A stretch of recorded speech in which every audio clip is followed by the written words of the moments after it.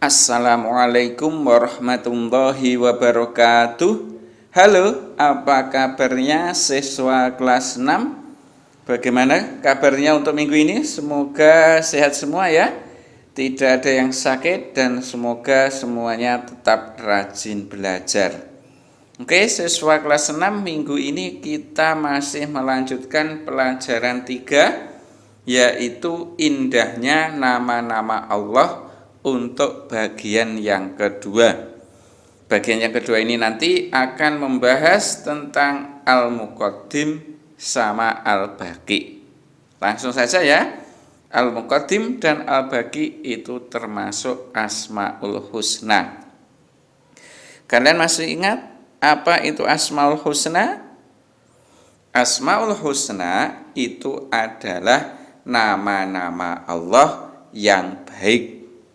Jadi Allah itu mempunyai nama-nama yang baik yang disebut Asmaul Husna. Jumlahnya berapa? Jumlahnya ada banyak, yaitu ada 99 nama. Kemudian yang akan kita pelajari di kelas 6 semester 1 ini hanya 4 Asmaul Husna saja, yaitu ada As-Somad dan Al-Muqtadir.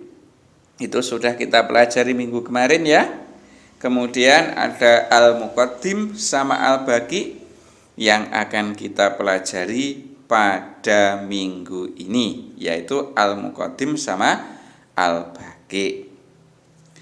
Kita mulai dengan Al-Muqaddim. Apa itu Al-Muqaddim? Ada yang tahu mungkin arti dari Al-Muqaddim? Al-Muqaddim artinya adalah Allah Maha Dahulu atau Allah Maha Mendahulukan. Maksudnya bagaimana? Maksudnya adalah Allah itu Maha Dahulu atas apa-apa yang diciptakannya. Kemudian perumpamaannya, misal ini ya. Kursi itu yang membuat siapa?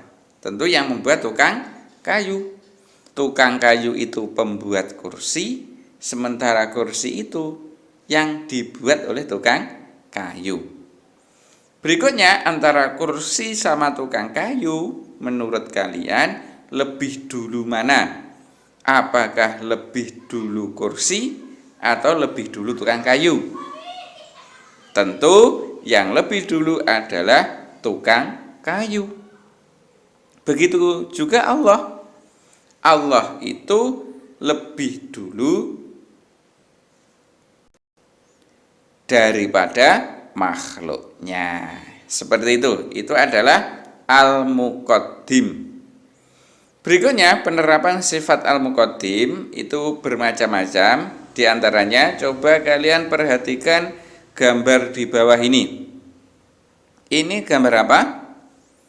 Ini ada gambar dua orang anak laki-laki ya, yang sedang memberikan infak ya, memberikan infak kepada ini seorang anak perempuan sedang mengumpulkan infak, kemudian anak laki-lakinya memberikan infak.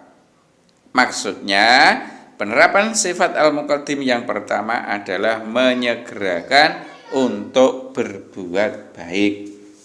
Jadi ketika kita mempunyai kesempatan untuk berbuat baik, langsung kita segerakan.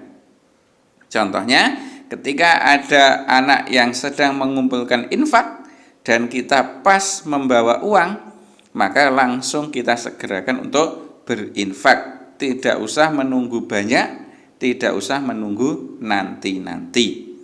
Dengan kita menyegerakan berbuat baik, kita sudah menerapkan sifat Al-Muqaddim. Itu yang pertama. Kemudian penerapan sifat Al-Muqaddim yang kedua, coba kalian simak gambarnya lagi. Kira-kira ini gambar tentang apa?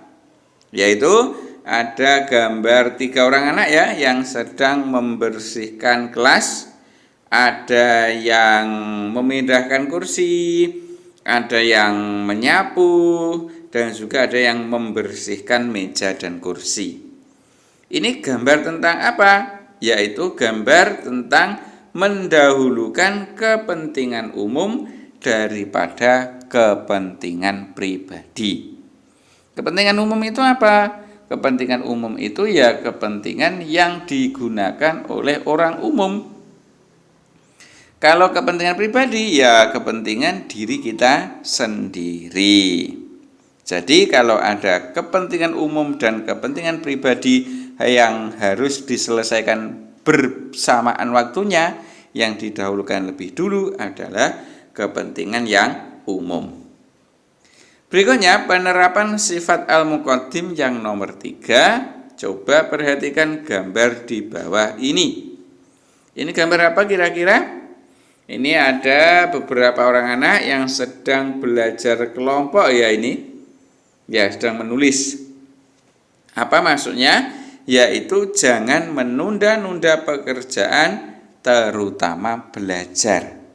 Jadi kita tidak boleh menunda-nunda pekerjaan yang ditugaskan kepada kita, utamanya belajar. Setiap hari kalian harus belajar. Tidak boleh menunggu nanti-nanti. Selama ada waktu luang harus kita manfaatkan untuk belajar. Karena waktu itu tidak akan bisa kembali lagi. Makanya kita harus menyegerakan untuk pekerjaan kita, utamanya belajar. Berikutnya penerapan sifat al-muqaddim yang nomor 4, yaitu coba diperhatikan gambarnya lagi. Ini kira-kira ada beberapa anak yang sedang ke perpustakaan ya. Kira-kira apa itu?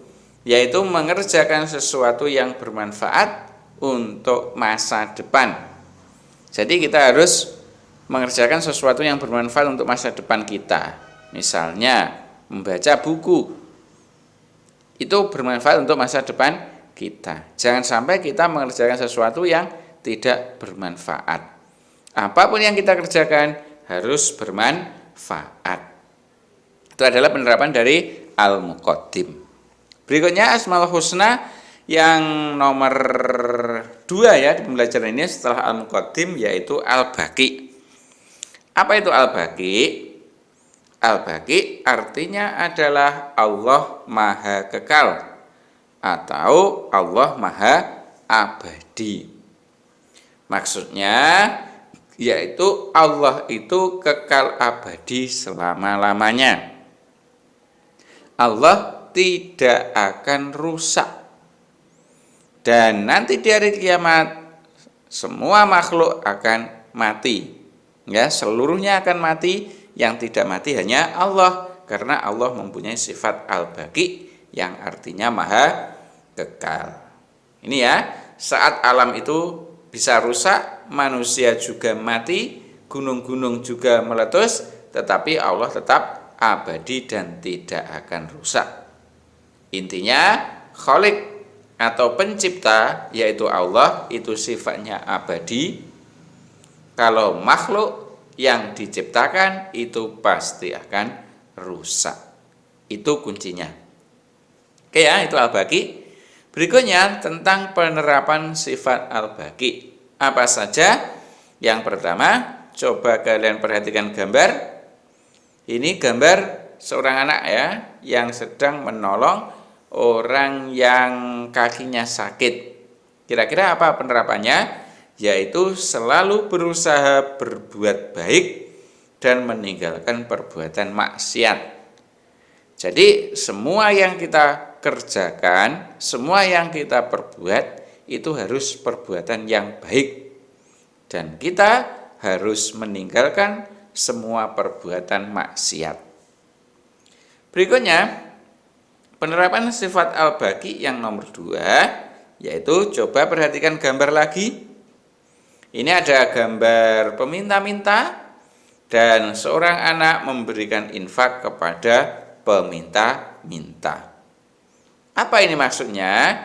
Penerapan sifat al-baqi yang nomor 2 yaitu gemar bersedekah, karena harta benda akan kita tinggalkan. Jadi kita usahakan kita itu harus gemar bersedekah.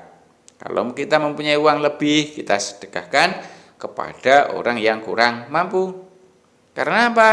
Karena kalau kita nanti mati, maka uang kita akan kita tinggalkan, tidak akan kita bawa mati. Makanya harus kita sedekahkan. Berikutnya penerapan sifat al-baqi yang nomor 3. Coba perhatikan gambar lagi. Ini adalah gambar seorang anak yang sedang berdoa. Maksudnya apa ini? Maksudnya adalah selalu mengingat dan bersyukur kepada Allah. Mengingat Allah bisa dengan membaca tasbih, bersyukur kepada Allah bisa juga dengan membaca tahmid atau alhamdulillah. Dengan mengingat dan bersyukur kepada Allah, kita sudah bisa menerapkan sifat al-baqi. Kesimpulan materi kita pada kali ini, yang pertama adalah Asmaul Husna merupakan nama-nama Allah yang baik yang jumlahnya ada 99. Berikutnya, di antara Asmaul Husna yang kita pelajari pada pertemuan kali ini ada 2, yaitu Al-Muqaddim, artinya maha dahulu, dan yang kedua ada al-baqi, artinya maha kekal.